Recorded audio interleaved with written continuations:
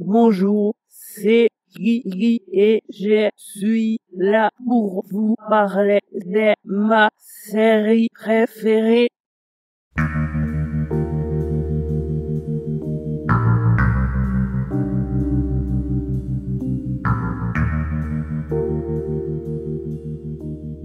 je vous le disais, bienvenue à tous les Bookhouse Boys et à toutes les Bookhouse Girls. Donc on va ici débriefer l'épisode 16 de la saison 3 de Twin Peaks. Donc un épisode qui était très attendu. On sait tous pourquoi, hein, parce que depuis l'épisode 15, on imaginait très bien que Dale Cooper allait revenir. Effectivement, il est passé par la case mini-coma dans un hôpital, dans un lit d'hôpital, mais il est quand même revenu, et comme il dit, il est revenu à 100%. Alors, je sais pas vous, mais forcément, ça m'a fait un bien fou. Ça a été un plaisir incroyable. Surtout quand la musique du générique s'est superposée aux scènes où Doogie sortait de l'hôpital. Euh, on a comme une espèce de une victoire quelque part. Voilà, on a attendu 16 épisodes pour ce moment-là. On a réussi à venir jusque-là, j'ai envie de dire, à être assez patient pour se dire voilà, on va revoir Dale Cooper. Et, euh, et c'est incroyable. Enfin, j'ai l'impression que 25 ans se sont passés, mais c'est comme si c'était pas le cas finalement, parce que on le retrouve comme il était avant. Alors, bien sûr, on sent quand même, je pense, une sorte de petite amertume de se dire ah là, j'ai perdu 25 ans de ma vie. Je suis obligé de laisser une famille derrière moi, la famille Jones, euh, pour qui il semble avoir eu un certain attachement. Parce que donc il récupère ses propres souvenirs, mais il a aussi bien sûr tous les souvenirs qu'il avait quand il était en état Doogie, un état un peu comateux. Donc forcément, il s'est attaché à eux, comme eux sont attachés à lui, et on sent un pincement au cœur. Où est la bûche? Alors la bûche, elle est dehors. En fait, je l'ai mise dehors. Donc ouais, ce que je vous propose, c'est de repasser l'épisode scène par scène. Donc je le relance. Hop. Là, c'est là. Donc je suis sur la route avec Richard et le mauvais Cooper. Alors cette scène, alors déjà tout de suite, ça nous met vraiment dans l'ambiance, une ambiance assez lugubre, qui est complètement à l'image qui est ce méchant Cooper, ce personnage vraiment démoniaque. Donc il est accompagné de Richard, qui là moufte pas trop, hein. Finalement il faisait malin, mais là il a trouvé son maître. Alors donc cette scène, elle est riche d'informations dans le sens où le mauvais Cooper nous apprend qu'il a eu trois sources différentes pour les coordonnées. Donc on les connaît, ces sources, hein. C'est Philip Jeffries, c'est Ray, qui lui donne un petit papier juste avant de se faire dessouder, et c'est Diane. Et il dit, parmi ces trois sources, il y en a deux qui sont concordantes, qui disent la même chose, et une troisième pour laquelle ce n'est pas le cas. Et il dit, voilà, toi, Richard, qu'est-ce que tu ferais? Richard lui dit, je vérifierai les deux qui correspondent. Donc là, ils sont en train de descendre du camion. C'est justement là, ils sont en train de raconter ce que je suis en train de vous dire.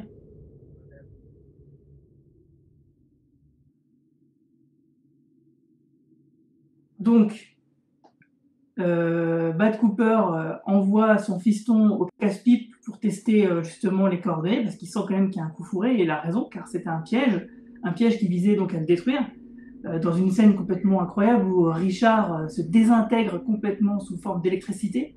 C'est encore un effet inédit, c'est quelque chose qui en plus qui est très graphique, et qui est un peu mérité pour ce personnage que finalement on déteste cordialement, hein. Personnellement je l'appelle Little Piece of Shit. Donc bon, quelque part, on est un peu déçu de se dire, voilà, un méchant comme ça disparaît alors qu'il aurait pu vivre encore de nombreuses aventures, mais bon, faut pas oublier qu'on est à la fin, donc il faut clore les histoires. Alors, toute cette scène se passe sous l'œil attentif de Jerry Horn, qui visiblement a oublié comment on utilisait des jumelles. Par contre, ça pose la question de l'endroit où ils sont exactement, parce que dernièrement, le méchant Cooper et Richard, ils étaient dans le Montana. Donc ils ont fait de la route, mais est-ce qu'ils ont fait suffisamment de route pour arriver dans la région de Twin Peaks? Bah, c'est fortement probable, à moins que Jerry soit passé lui-même dans un portail ou qu'il ait couru très vite pendant très longtemps. Voilà, a priori, mauvais Cooper est dans les alentours. Donc je vais prendre quelques questions. Alors, excellent début, très sombre dans la tonalité et l'ambiance des deux premiers épisodes, tout à fait. Tout à fait.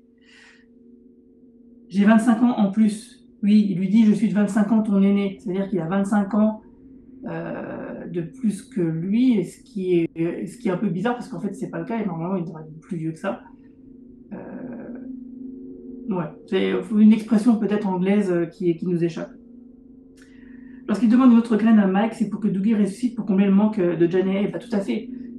À mon avis, c'est exactement ce qu'il demande. Et lui, il met son surnom, Little Piece of Shit, exactement. Il a couru des épisodes et il arrive pour voir ça. Tout à fait. C'est incongru, mais pourquoi pas après tout. Et ce qui est un peu frustrant quelque part, c'est que Jerry utilise la jumelle dans le mauvais sens, parce que sinon il aurait pu reconnaître son neveu et se dire mais qu'est-ce que Richard fait ici? Et avec l'agent Cooper, s'il se souvient de qui est l'agent Cooper. Parce qu'ils ne sont pas trop croisés finalement dans les 2 premières saisons. C'est des vrais donuts, tout à fait. D'ailleurs, je vais en manger un. C'est des donuts au chocolat. Ils sont bons. Donc voilà, là c'est la scène où Richard se fait désintégrer par de l'électricité. Donc par le piège qui a été tendu, à mon avis vraisemblablement par Philip Jeffries, dont les motivations semblent toujours un peu floues finalement. Il a l'air de souffrir, c'est bien fait. Voilà. Ouais, Jerry, il n'en croit pas ses yeux non plus. Hein. Donc ouais, j'ai beaucoup aimé la petite phrase du méchant Cooper pour dire ah, désolé, désolé mon fils, voilà, au revoir mon fils. C'est vraiment, c'est bien dans ce que pourrait dire le personnage, hein, forcément, parce qu'il est vraiment très très méchant. Et donc il repart en voiture, visiblement pour retourner à Twin Peaks. Donc ensuite, on suit donc le couple de tueurs envoyés par le mauvais Cooper qui font une planque devant la famille Jones. Alors, ils assistent aux agents du FBI de Las Vegas que j'adore, hein, qui me font toujours très rire. Et toujours dans une scène très tarantinesque, hein, quand même finalement. Ils discutent de tout et n'importe quoi. On sait pas vraiment. Enfin, c'est des conversations de tous les jours, quoi, qui n'ont pas vraiment d'intérêt, si ce n'est pour les personnages eux-mêmes. Donc, ils sont complètement dans leur rôle. Donc, à la fois comique et quand même menaçant. Donc, les agents du FBI arrivent, ils repartent, très bien. Alors, par contre, du coup, savoir quel jour ça se passe, moi j'aurais dit que c'était le dimanche. Mais bon, visiblement, il y a Mullins, donc ils ont l'air de dire qu'ils sont au travail, donc peut-être qu'ils travaillent le dimanche, c'est possible, donc le dimanche 2 octobre. À moins, enfin, de toute façon, j'ai arrêté de me prendre la tête sur la chronologie pour l'instant. J'attends que la série soit complètement finie pour vraiment mettre de l'ordre dedans, parce qu'à chaque fois, il y a un nouvel élément qui arrive, ça fait tout remettre en cause, et c'est assez chronophage, donc je laisse de côté la chronologie pour l'instant. Donc il y a un Mullins qui arrive, qui supporte Janae et Sonny Jim, puis les frères Mitchum qui arrivent, qui sont très sympathiques avec plein de fleurs, plein de trucs à manger. Donc vraiment, c'est les frères Mitchum, c'est pareil, je pensais pas que ce seraient des personnages qui dureraient aussi longtemps dans la saison et qui prendraient autant d'importance, et finalement ce sont des alliés précieux. Voilà. Ensuite on voit une petite scène où il y a Gordon Cole qui est dans sa chambre entouré de ses machines. Retour sur Cooper. On entend le petit son étrange qu'on entend à l'hôtel du Grand Nord. Pendant ce temps-là, la limousine arrive chez Dougie Jones, avec le FBI qui est toujours en planque quelque part, et l'extraordinaire scène où il y a donc un expert comptable qui rentre chez lui, qui dit au couple de tueurs, vous êtes mal garés, dégagez s'il vous plaît, ça se finit mal, et l'autre il sort un Uzi et il les dégomme, quoi. Pendant ce temps-là, le FBI reste dans sa voiture. Je ne sais pas pourquoi ils n'interviennent pas, mais c'est comme ça. En tout cas, les frères Mitchum aussi sont plutôt en retrait là-dessus, et ils se disent c'est pas la peine qu'on s'en mêle. Donc ça, c'était vraiment une scène. Alors, c'est vraiment intéressant parce que ce couple de tueurs, on avait imaginé plein de possibilités. On avait imaginé, voilà, ils vont tomber sur Dale Cooper qui s'est réveillé, donc Dale Cooper va s'en occuper. C'est le FBI de Las Vegas qui va s'en occuper, ou c'est les frères Mitchum qui vont protéger Dougie. Et finalement, c'est aucune de ces possibilités. Alors jusqu'au bout, on aurait eu des pieds de nez, on aurait été complètement baladé, on aurait été complètement surpris par beaucoup d'événements dans le récit. Alors je vais reprendre un peu quelques questions. Alors, qui est la femme 119? Bah, la femme 119, pour moi, c'est un personnage qui fait de la figuration. Peut-être on va découvrir qu'elle a un rôle particulier, mais à mon avis, elle est juste là pour annoncer quelque chose parce que le t-shirt de son fils porte le numéro 1. Chantal, dans l'épisode 9, porte aussi un numéro 1 sur son t-shirt. Donc j'imagine que si on voit quelqu'un avec un t-shirt avec un numéro 9, il va se passer quelque chose. Quelque chose sans doute d'important qui nous sera annoncé à ce moment-là. Parce que bon, ce 119, c'est 911, c'est le numéro des secours aux États-Unis. Alors, je peux vous dire, on voit bien son intégralement, on le voit disparaître, j'ai quand même un doute sur la disparition. Ah oui, alors, peut-être que Richard n'est pas mort. Peut-être que Richard s'est téléporté dans une loge ou dans une prison ou dans quelque chose. C'est possible. À mon avis, il est possible aussi qu'il soit tout simplement mort. Mais en tout cas, rien n'est à exclure. Ouais, alors, Nicolas nous dit, c'est fait de manière bizarre le fait de passer du plan sur les machines de call et raccord sur les machines des stades de santé de Dougie à l'hôpital. Je vois pas ce qu'il y a de bizarre. Je pense que c'était justement un rappel à l'électricité, aux machines, tout ce qu'il y a de plus banal. 11 septembre. Peut-être, le sous-texte en rapport avec le 11 septembre. C'est pas totalement impossible vu finalement la tonalité apocalyptique de cette saison. Alors pour moi, Richard a disparu de la même façon que Philip Jeffries a disparu. Il n'a pas disparu exactement de la même façon, hein, Philip Jeffries. Philip Jeffries, il a simplement disparu. Et il est réapparu en Argentine dans un espèce de flash de lumière en faisant une grosse trace sur le mur, une grosse trace de brûlé. S'il avait explosé, s'il avait été désintégré par de l'électricité dans le bureau de Gordon Cole, je pense que celui-ci l'aurait remarqué. C'est juste drôle de se dire que là, du personnage se résume à cette disparition, oui. Mais peut-être que, en fait, le rôle de ce personnage-là, c'est un faire-valoir pour un autre personnage qui serait celui de sa mère, qui servirait plutôt l'intrigue d'Audrey. C'est possible aussi. J'aime beaucoup ta voix. C'est à moi que tu dis ça, Antoine? Donc, on va continuer l'épisode. Donc, Chantal, là, elle s'est bien fait exploser la tête, pas de bol. Donc voilà, la scène fantastique où Dale Cooper revient, donc il revoit Mike, qui lui dit ça y est, t'es enfin réveillé, c'est pas trop tôt, quelque part, donc il s'exprime un peu en notre nom à tous. Et il lui donne une bague, donc la bague de Jade, sans doute pour faire revenir le mauvais Cooper dans la loge après l'avoir tué, pour qu'il puisse revenir et ne plus partir. Et donc c'est là où donc, Cooper lui donne une mèche de cheveux. C'est bizarre la façon dont il s'arrache les cheveux, mais peu importe. Il donne une mèche de cheveux donc à Mike pour que celui-ci lui crée un autre tulpa, afin effectivement de remplacer sa présence auprès de Janet et de Solid Jim, qui formaient une super famille jusque-là. Donc il a déjà, Dale Cooper sait déjà ce qu'il a à faire à ce moment-là. Et moi ça me fait un peu de la peine, mais je vais y revenir tout à l'heure. En tout cas, ça fait vraiment plaisir que Dale Cooper revient à 100% comme il le dit. Il manquait plus que le coup du pouce et on était bon. La façon dont il donne des ordres à tout le monde, c'est vraiment fantastique. Daniel a dû pas en croire ses oreilles. Voilà. Donc c'est bien pratique d'avoir les frères Mitchum parce que du coup ils ont un avion prêt à décoller pour aller direction Twin Peaks. Voilà, je remets. Vous entendez la musique là? Voilà, c'est quand ils quittent l'hôpital. Le fait d'avoir remis la musique du générique est une excellente idée à mon avis.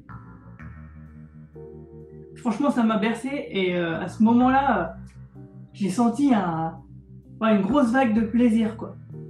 Avec ma femme, on était comme ça tous les deux.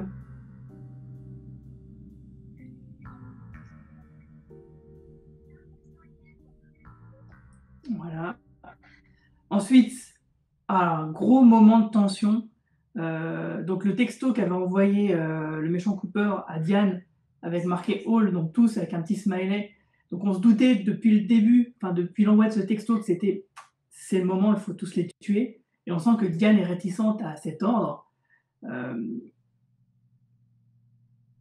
Qui lui envoie d'ailleurs une série de chiffres qui sont les coordonnées.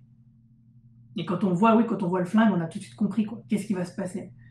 Et le fait d'avoir remis la chanson qui avait introduit le mauvais Cooper dans la saison 3, forcément un indice assez fort, et puis ça fait monter la tension, surtout cette scène légèrement au ralenti où elle marche dans le couloir. Enfin, moi, j'avais la tension, quoi. Je me suis dit, est-ce que c'est elle qui va y passer? Est-ce qu'elle va réussir à tuer un des 3 personnages, un des 3 agents du FBI, Tamara, Albert ou Gordon?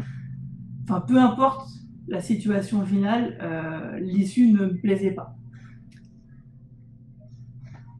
Donc effectivement, donc elle se confie ensuite aux agents en leur disant que 3 ou 4 ans après la disparition de Dale Cooper, le mauvais Cooper est venu la voir, donc sûrement en 1993 ou 94, et il lui a demandé donc des renseignements et l'a violée. Il l'a violée et il l'a amenée au convenience store. Donc il est fort probable, comme on voit par la suite, qu'elle disparaît, c'est un tulpa, donc c'est une création de l'esprit qui agit comme un réel être vivant, c'est-à-dire qu'elle a la même façon de concevoir l'univers et voit la vie à travers les yeux d'un humain, finalement. Donc elle a les mêmes motivations, les mêmes peurs, les mêmes craintes, les mêmes envies. Mais ça ne reste qu'une création d'un esprit pur, une pure création de l'esprit. Donc il est fort probable que soit Diane est prisonnière donc depuis à peu près 20 ans quelque part, soit elle soit morte, et qu'elle était donc remplacée par cette espèce de copie qui était complètement aux ordres du mauvais Cooper. C'est pour ça que dans mes vidéos, je ne suis pas allé trop dans toutes les théories qui ont été lancées sur Diane. Est-ce qu'elle fait un double jeu? Est-ce qu'elle travaille avec Philip Jeffries? Est-ce qu'elle fait un triple jeu, etc. Pour moi, il était plutôt clair et net qu'elle travaillait, elle était sous influence de Cooper, et qu'il manquait une information essentielle pour comprendre la nature de leur relation. Maintenant, c'est clair. Maintenant, ce qui est très important, c'est qu'elle dit à peu près des mots similaires à celles que disait Audrey dans les épisodes précédents. Qu'est-ce qui laisserait supposer que Diane et Audrey soient liées? Elles ont toutes les deux été violées par le méchant Cooper. Est-ce que toutes les deux sont des tulpas? On ne sait pas, mais en tout cas, il est certain que Audrey a l'air d'être coincée quelque part. Donc ça, on y reviendra sur la fin.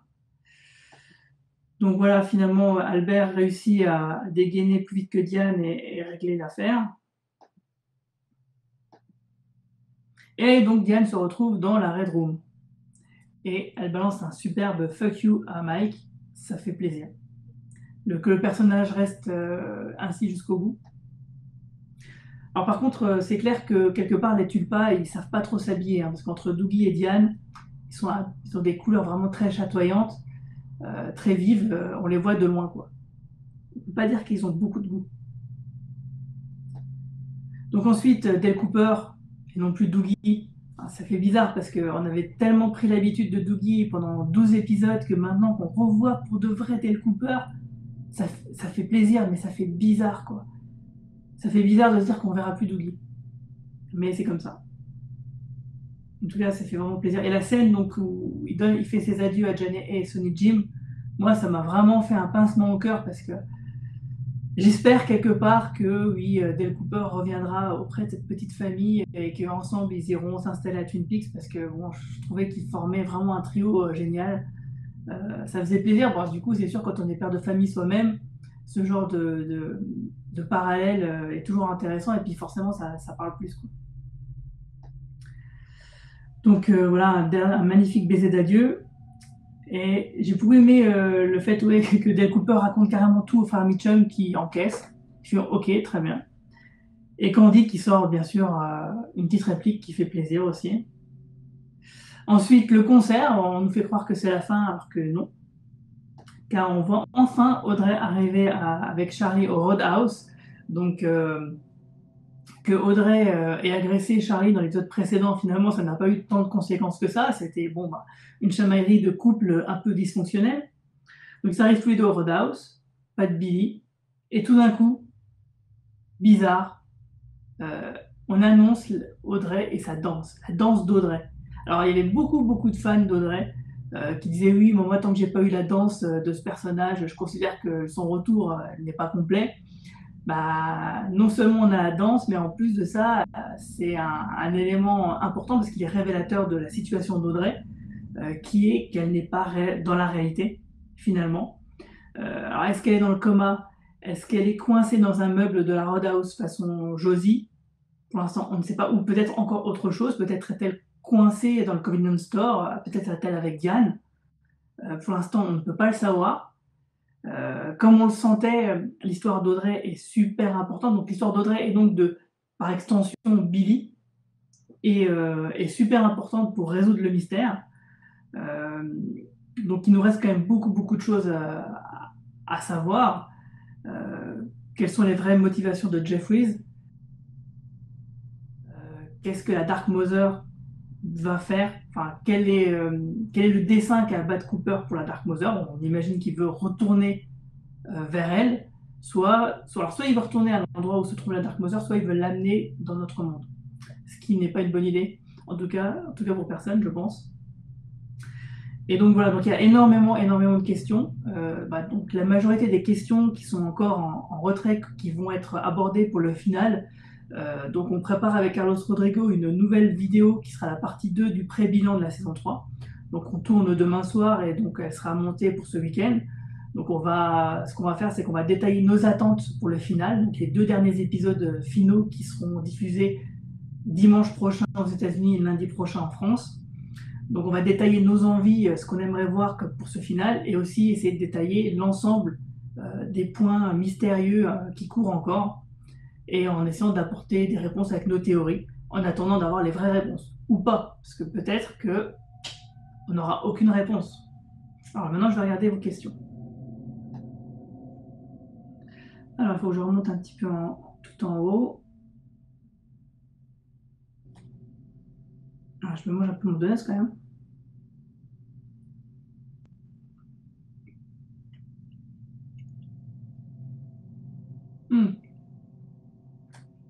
Richard Horn qui meurt sur un rocher. Cela a-t-il un rapport avec la phrase de Fireman? Richard et Linda, 2 oiseaux d'une seule pierre. En plus, quand il disparaît l'ombre, on dirait un oiseau qui vole. Alors, je suis pas sûr. Je pense que peut-être que Richard a une sœur, un truc à la Skywalker, façon Star Wars. En tout cas, ouais, Linda, on l'a évoqué qu'une seule fois dans la saison, c'est dans l'épisode 5 ou 6. 5, je crois. Pour l'instant, on ne sait pas trop. Voilà, la meilleure explication, ce serait que Linda soit la sœur de Richard. Tulpa, tu peux expliquer. Alors, les tulpas, Tamara l'a très bien expliqué il y a quelques épisodes. En fait, un tulpa, c'est un peu comme un golem.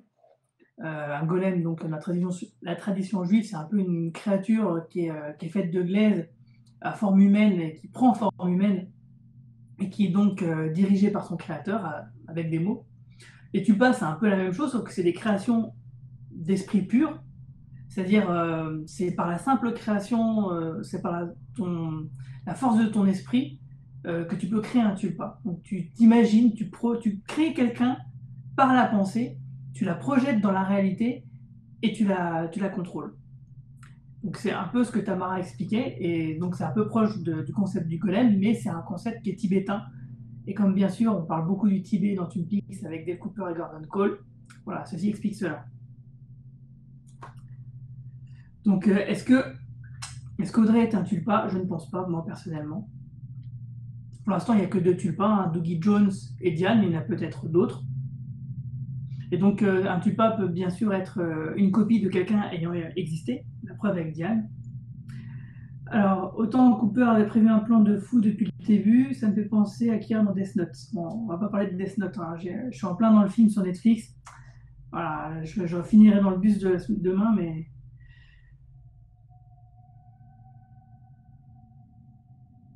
en fait, je sais pas comment le prononcer exactement, parce que moi j'ai une prononciation anglophone assez pourrie. Donc ne vous fiez pas à ma façon de prononcer les mots anglo-saxons. Quelle pression avant qu'elle rentre dans la pièce, le flip, carrément. Moi j'étais vraiment comme ça, quoi. J'étais tendue, je me disais, soit celle qui y passe, soit, enfin en tout cas il y a un des 4 personnages qui va y passer, c'est sûr. Et du coup, non seulement il y a un personnage qui y passe, mais en plus de ça, on se rend compte que c'est un tulpa, quoi. C'est ouf.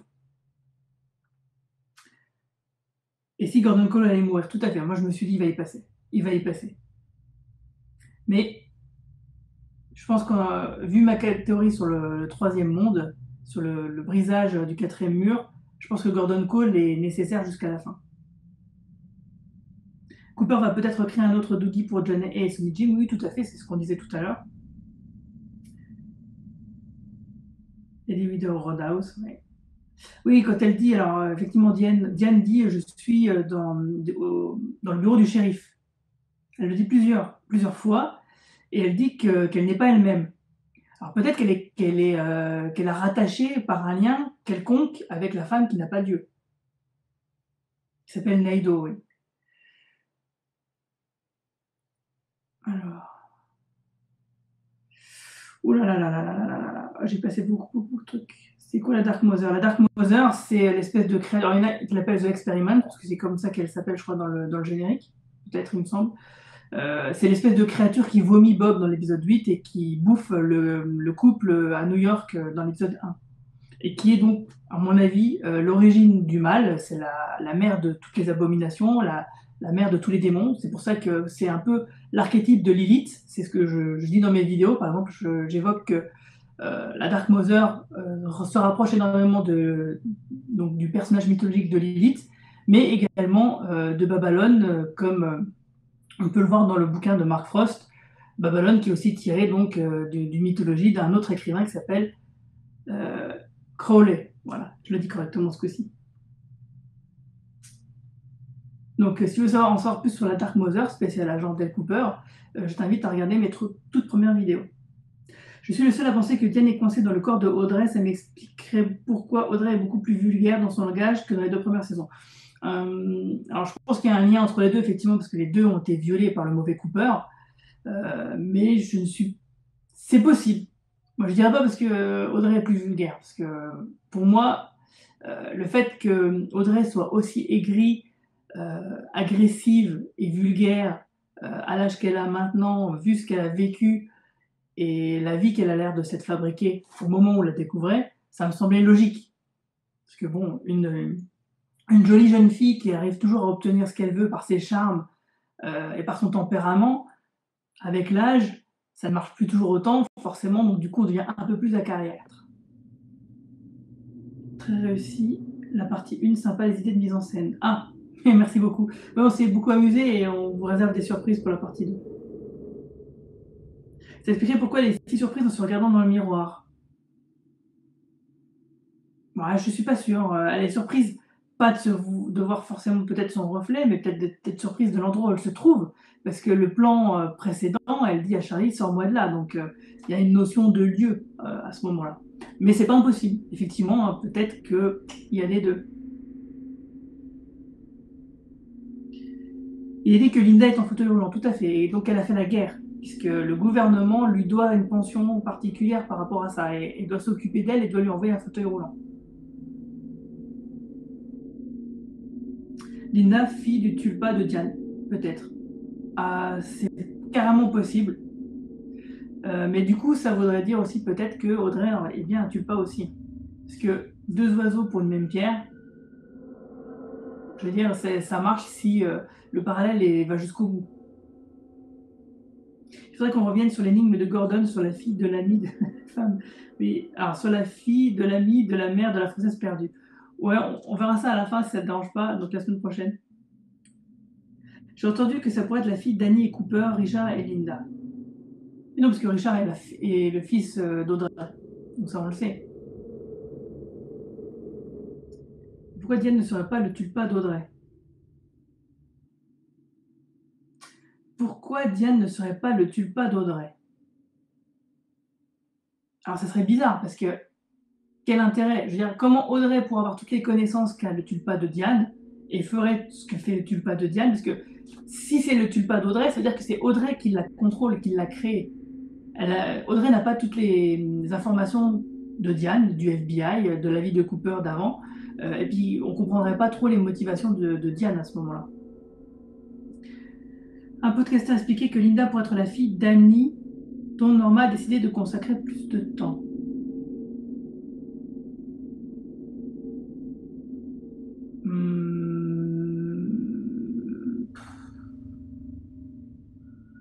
Ça voudrait dire dans ce cas que le mauvais Cooper, il a tourné à l'hôpital, il a violé et Audrey dans son coma et Annie dans un état catatonique, qui est donc une sorte de coma aussi. Ça m'étonnerait, parce que comme je l'expliquais dans la vidéo précédente sur le pré-bilan de la saison 3, je pense que David Lynch et Mark Frost ont fait le tour avec Annie. C'est un personnage qui leur a été imposé, ils l'ont utilisé, c'est un personnage prétexte, le prétexte est passé, il n'y a plus d'intérêt à faire revenir ce personnage. Étant donné que Heather Graham ne fait pas partie du casting, je ne vois pas pourquoi Annie reviendrait sur le devant de la scène. Effectivement, ça serait pas mal, mais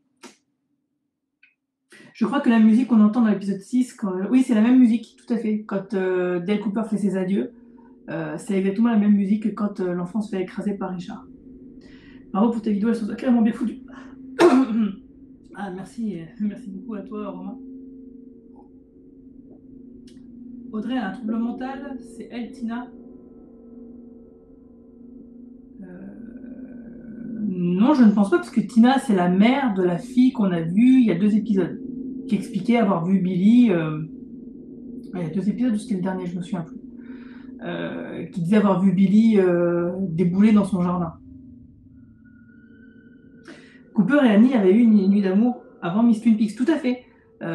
Du coup, si Annie avait eu un enfant, ça serait l'enfant de Dale Cooper, le vrai, et non pas du mauvais Cooper. Donc du coup, ça ne pourrait pas être 2 oiseaux pour une même pierre, parce que ça serait pas la même pierre finalement. Où penses-tu que Audrey se situe à la fin de l'épisode? Alors, soit effectivement il y a une théorie d'un youtubeur américain, j'ai oublié lequel d'ailleurs, parce qu'il y en a, j'en suis 2, c'est Pete Peepers et Wow Lynch Wow, que je regarde après avoir fait mes vidéos pour voir si on est raccord.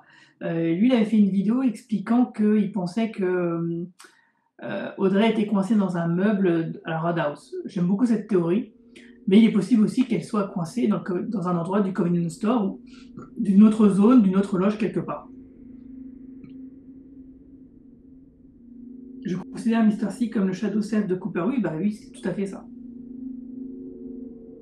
Pour toi, est-ce que toutes les scènes du Roadhouse sont issues d'Audrey? Non, je ne pense pas. Non, je ne pense pas, parce que quand même, on y voit James, on y voit plusieurs choses. Peut-être que certaines des scènes du Roadhouse viennent de l'esprit d'Audrey. Ça expliquerait pourquoi ils ont autant de musiciens talentueux et célèbres qui viennent jouer dans une toute petite ville.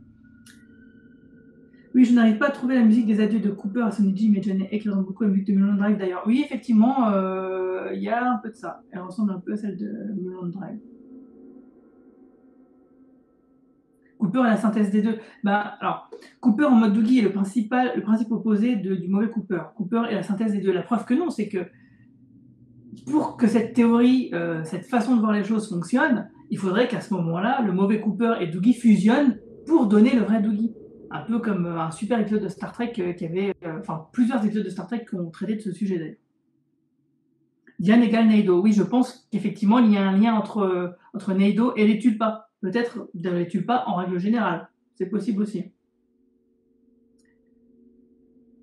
Oui, je le reposte. I am in the Shell Station. Oui, ouais, je pense qu'on en a parlé. Je l'ai dit tout à l'heure. Effectivement, oui, peut-être qu'elle est dans les bureaux du shérif, parce que elle serait la femme sans yeux, ce serait Neido. Enfin, qu'elle aurait un lien en tout cas avec Neido. Voilà. Donc je pense qu'on va s'arrêter là, c'est déjà pas mal tout ça. Qu'est-ce que vous en dites? Ça fait déjà 40 minutes qu'on discute. Je vais finir mon donut, en attendant de nouvelles questions. Alors, est-ce que pour vous, voilà, j'ai une question pour vous. Est-ce que le retour de Dale Cooper a été satisfaisant pour vous?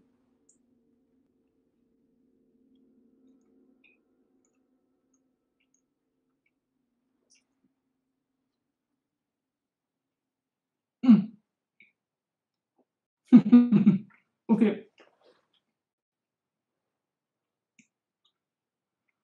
Alors, des nouvelles questions. Penses-tu que nous allons revoir Ben Horn car l'histoire de bruit résolu? Bon, la clé donnée au shérif, pour moi, c'est déjà plutôt passé. Hein. c'est un peu la parenthèse Doogie finalement, de l'épisode 13 à l'épisode 15, on a eu du Doogie. Passé l'épisode 15, on a retrouvé Dale Cooper comme on l'avait imaginé précédemment. L'histoire du bruit. Souvenez-vous que je crois que c'est dans avant-dernier épisode, en tout cas c'est dans l'épisode où Donna Hayward trouve son bulletin de naissance et où justement Audrey Horne a une nuit d'amour avec Justice Wheeler. À un moment donné, quelqu'un quitte le bureau de Ben Horne, le laissant tout seul. Tout d'un coup, il entend un bruit strident qui ressemble un peu au bruit qu'on entend dans la saison 3, et il se retourne brusquement comme ça, avec un gros plan sur son visage. Ça coupe net, et de toute la saison 2, on n'entend plus parler. Donc oui, je pense qu'effectivement, il y aurait une conclusion. Il se passe quelque chose dans la chaufferie de l'hôtel du Grand Nord, dans l'hôtel du Grand Nord en règle générale. Donc je pense qu'il y a peut-être l'acte final va se dérouler à l'hôtel du Grand Nord, ce qui me ferait vachement plaisir, parce que c'était un de mes lieux favoris de la première saison, et on l'a pas assez vu dans la saison 3, et ça serait pas mal de réunir. D'ailleurs, ça me fait vachement plaisir aussi que les frères Mitchum aillent à Twin Peaks, parce que pour moi, c'est vraiment des personnages qui ont leur place dans la petite ville, dans la petite bourgade, hein. Avant que la saison 3 ne commence, moi j'imaginais que ce serait des concurrents un peu mafieux à Ben Horne. Et finalement, c'était des mafieux, mais c'était pas des concurrents à Ben Horne, et donc je les vois bien s'installer finalement à Twin Peaks. Penses-tu qui est le mec bourré en prison? Alors c'est possible que ce soit Billy, mais on n'en est pas sûr. On imagine que c'est Billy parce qu'il y a la fille de Tina qui dit l'avoir vu cracher du sang, vomir un truc bizarre, se comporter bizarrement, et puis il y a ce mec qui correspond à la description qui se retrouve en prison. Donc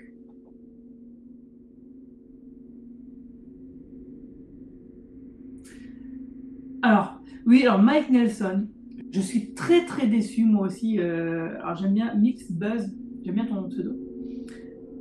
Effectivement, je suis très déçu que Mike Nelson, on l'ait vu qu'une seule scène, parce qu'en plus cette scène elle m'a fait mourir de rire. D'ailleurs, j'ai beaucoup aimé le côté Bobby Briggs et Mike Nelson qui étaient des super bad guys qui se transforment finalement en piliers de la communauté à Twin Peaks, qui quelque part n'est pas une évolution illogique, hein. J'ai trouvé ça super sympa et j'aimerais le revoir aussi parce que j'aimais beaucoup ce personnage qui s'est fait beaucoup malmener par Nadine, et j'aimerais le revoir, quoi.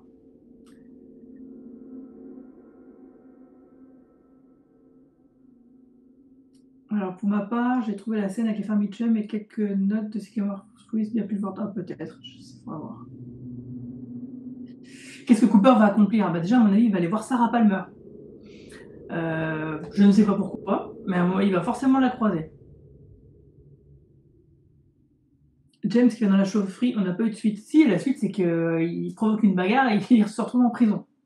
C'est ça la suite. Pourquoi Naido était si importante finalement? On le saura que dans le final. Voilà, donc Naido, j'en parlais justement dans une de mes dernières vidéos, où j'expliquais qu'elle était forcément une fille de Mother. Tu peux expliquer la scène de l'orbe avec la naissance de Bob? Pour moi, il n'y a pas vraiment grand-chose à expliquer, si ce n'est ce qu'on y voit déjà. C'est-à-dire que quand Albert disait que finalement Bob était peut-être la création de tout le mal dont sont capables les hommes, il avait complètement raison. Simplement que la bombe atomique, c'est le mal absolu dont sont capables les hommes. Ça crée une brèche dans la réalité, ça déséquilibre quelque chose qui fait qu'un démon ou une entité, appelez-la comme vous voulez, donc qui serait Dark Mother, Lilith, Babylone, peu importe,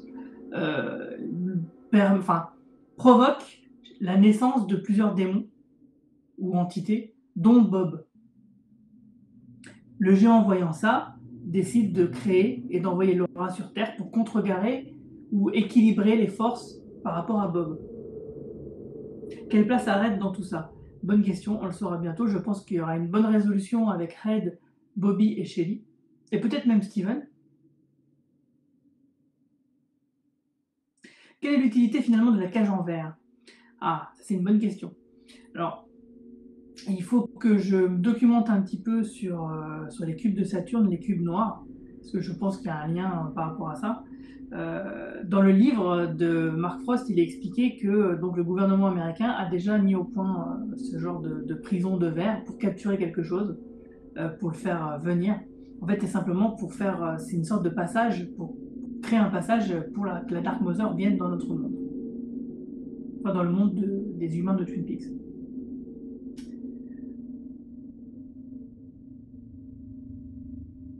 Alors, est-ce que tu sais pourquoi l'américaine de l'épisode 3, la fille qu'on voit après Neido, est interprétée par l'actrice qui jouait Renette Pulaski, dont on n'a pas entendu parler cette saison? Oui, tout à fait. Bah non, en fait, j'en sais rien. C'est simplement que c'est un personnage, c'est une actrice qui est revenue pour jouer un autre rôle, comme l'acteur qui jouait Jacques Renaud, qui vient faire son frère jumeau, visiblement. Et si je me souviens bien, si je me trompe pas, il me semble qu'il y avait un autre personnage qui était venu pour faire encore autre chose. Je me souviens plus. Peut-on s'attendre pour le final à quelque chose proche de l'épisode 3 ou 8? À mon avis, de l'épisode 3, avec un petit peu de 8 quand même.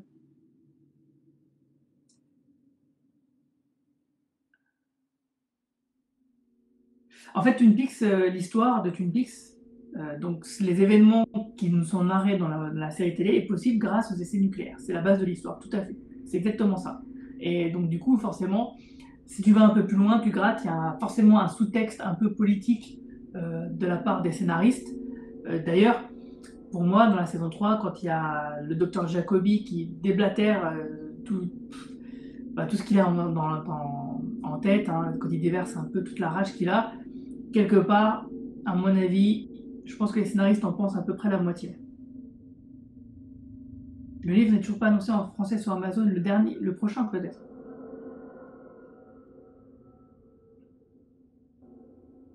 L'intrigue de Jean-Michel Renaud semble faire du surplace. À mon avis, c'est plus un caméo, un clin d'œil, un peu du fanservice qu'une vraie intrigue. Moi, je m'attendais aussi effectivement à ce que ça ait peut-être, voilà, qu'il y a un cycle, qu'il y a quelque chose qui recommence, mais finalement, ça n'a pas été le cas. Le dossier final éclaircira pas mal de zones d'ombre, normalement, et surtout remplir des blancs. Tout à fait, je pense aussi. Une toute dernière question. J'ai aimé la scène de la fusillade. Oh, bah oui. Ah bah, moi, un expert comptable qui rentre chez lui, qui a un Uzi dans son coffre et qui dégomme des tueurs, un couple de tueurs, je trouve ça complètement fou, complètement génial. Je pense que oui, Linda est la copine de Mikey qui parle à Carl au début. Ouais. Léo, je pense qu'il est mort. Ah oui, c'est vrai que dans la saison 2, ce qui m'embête un peu, c'est que tous les cliffhangers qu'il y a dans la saison 2 n'ont pas de résolution. Par exemple, Donna Hayward, c'est la fille de Ben. Ben, il agresse. Non, c'est Dr. Hayward agresse Ben Horn. On ne sait pas trop ce qui s'est passé après. Bon, on voit que Ben n'est pas mort. Hein. Donc, sur ce, moi, je vais vous laisser là. Je vous souhaite une bonne nuit. Et je vous dis à bientôt. Donc, je vous donne rendez-vous lundi prochain. Où on restera beaucoup plus longtemps. Je vois que tout le monde commence à continuer à poser des questions et à vouloir que ça continue, mais il va falloir qu'on arrête quand même parce qu'il faut que je dorme. Donc je vous donne rendez-vous la semaine prochaine. Là, c'était un peu une sorte de répétition générale avant un grand live que je ferai donc la semaine prochaine pour le final parce que je sens que je ne vais pas arriver à dormir. Si je peux, j'essaierai de récupérer des compères à moi qui m'ont aidé à faire les vidéos, notamment Sylvain Bano qui fait les traductions en anglais ou Carlos Rodrigo que vous avez pu voir dans la dernière vidéo. J'essaierai de les avoir sur Skype, qu'on puisse discuter tous ensemble avec vous. Et puis voilà. Donc une bonne soirée, une bonne nuit. Et puis vous voyez ce que je veux dire. Salut.